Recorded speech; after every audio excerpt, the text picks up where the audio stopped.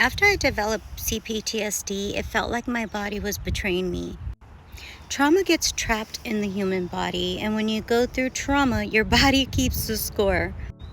So there'll be times I'll be out somewhere and somebody can do or say something that will remind me of something my abuser did, and then my body will begin to react before my brain could catch up to what's happening.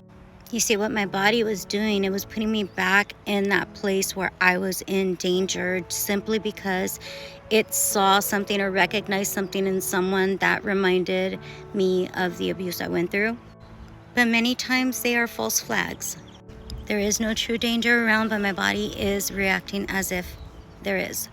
Becoming aware of this was a big deal for me because I couldn't help something I wasn't aware of. You know, in parental alienation cases, there are targeted moms and dads. And it's really sad because the healthy, targeted parents, the mothers and fathers, they are responding to one another this way. I think I see this more clearly too, and this is the reason why.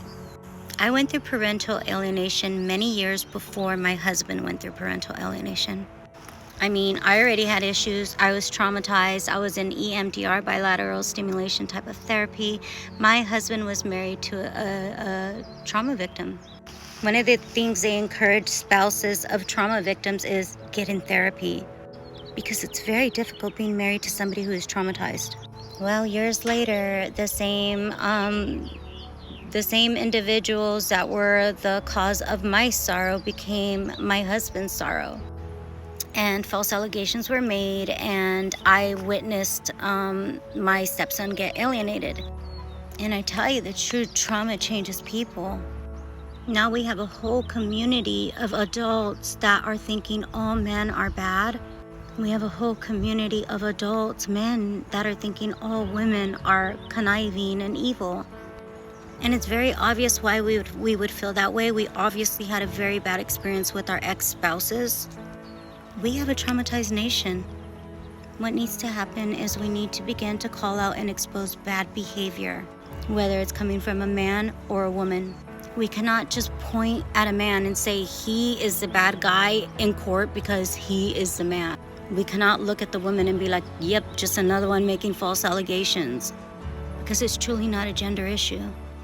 We need to judge bad behavior, and we need to do so starting with ourselves. There is a great divide in America. America is a traumatized nation. Not only are marriages broken, not only are children taken away from their caregivers and loving parents, but all the trauma we've gone through is succeeding in dividing even men against women.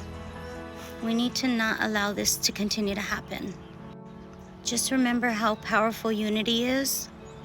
There was a time when the people came together that even God had to intervene because nothing would have stopped them if he didn't. Healthy people unite.